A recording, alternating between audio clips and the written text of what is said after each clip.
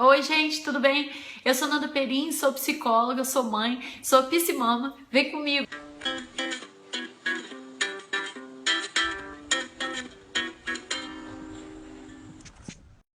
Oi, galera, mais um vídeo da Psimama e eu quero falar com vocês hoje sobre rótulos. Rótulos e profecia autorrealizadora. Deixa eu explicar pra você por que eu sou tão contra rótulos. Porque, na verdade, quando você começa a rotular as crianças, você, na verdade, está falando muito da sua expectativa. Então, quando você fala, por exemplo, que uma criança é muito agitada, você, na verdade, está dizendo que ela é mais agitada do que você esperava que ela fosse.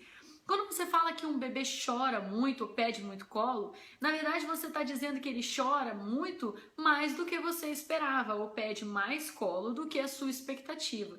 Isso não significa que ele faça nada diferente de qualquer outro bebê naquela idade, mas sim que a expectativa do adulto que cuida dele era diferente. Eu não estou dizendo que tem bebês que não choram muito ou bebês que pedem mais colo do que outros. O que eu estou falando é que a partir do momento que você começa a criar rótulos e dar nomes, você começa a padronizar a sua expectativa. E quando você padroniza a sua expectativa, geralmente a criança começa a agir conforme o que ela ouve. Então, o que é a profecia autorrealizadora? A profecia autorrealizadora nada mais é você profetizar, você falar coisas e através do seu discurso você fazer com que elas aconteçam.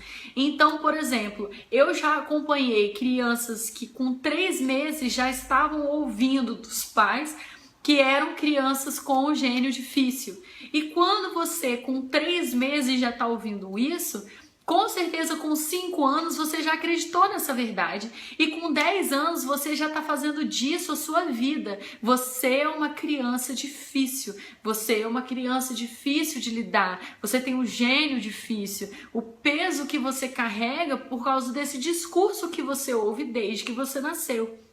Claro que toda a sua vida ouvindo uma coisa como essa vai ditar muitas das suas atitudes, até inclusive você não ser uma pessoa difícil de lidar, você não ter o gênio difícil e você levar anos da sua vida para descobrir que na verdade você é super legal e que todo mundo te acha super legal e que isso não tem nada a ver com a sua realidade.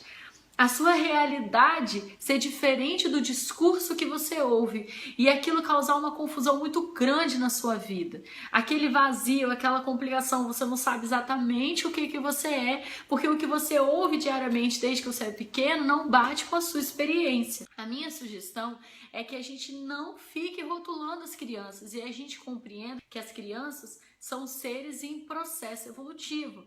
Cada dia eles são de uma forma e a evolução vai fazer com que cada dia isso mude. Se você começa a criar rótulos e começa a dizer para a criança como que ela é, você não permite que ela evolua para além disso.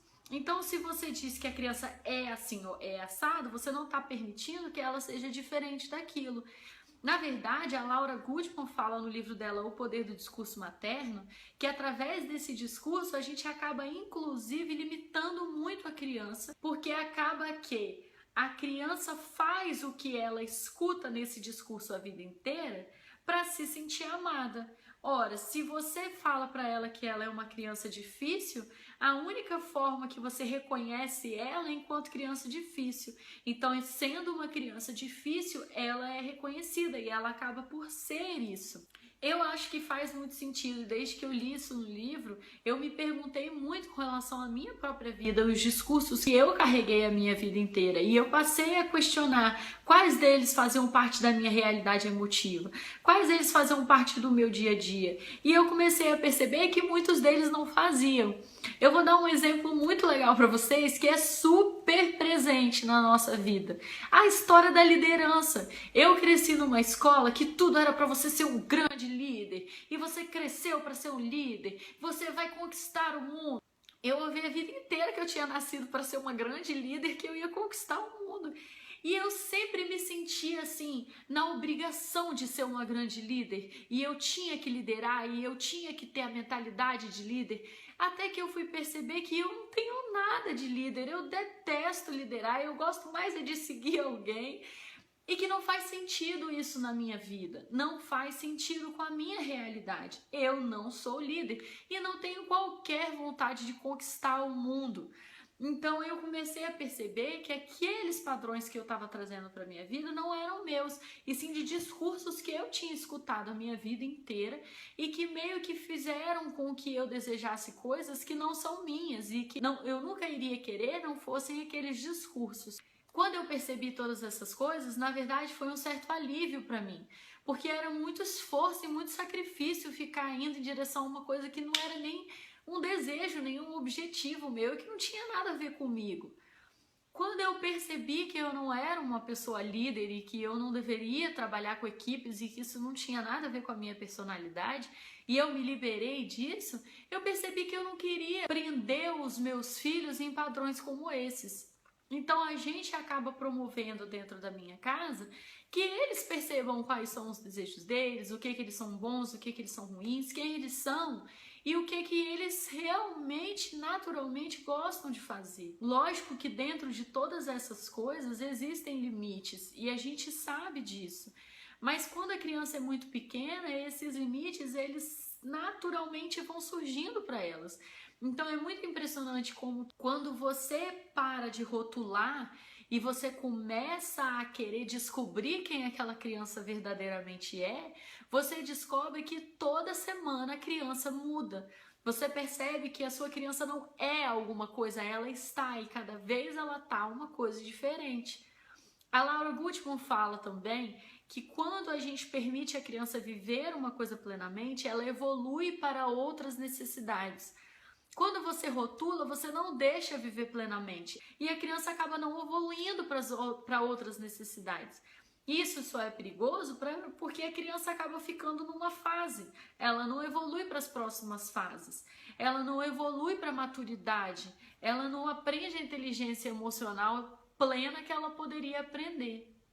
Então, quando a gente não rotula, a gente não fala que fulano é brava, fulano é chata, fulano é agressivo, fulano é hiperativo, a gente na verdade está permitindo que a pessoa seja uma coisa e ela mesma evolua para outras coisas. E outra coisa que é muito interessante é que às vezes esses rótulos, eles servem muito mais para justificar coisas nossas do que coisas verdadeiramente da criança, como eu estava falando antes da expectativa. Eu tenho visto muita criança sendo chamada de hiperativa, mas que são crianças que quase não correm, ficam confinadas dentro de casa. E quando você chama de hiperativa, você na verdade está ignorando todo o contexto da criança e fingindo que tudo o que acontece na vida dela é por uma característica dela. Quando na verdade, se esse pai e essa mãe param para analisar, tem coisas que eles podem fazer para que isso mude. Quando você coloca como característica, é como se aquilo fosse imutável. Quando você não rotula e você para analisar aquilo ali, você percebe as coisas que podem ser feitas.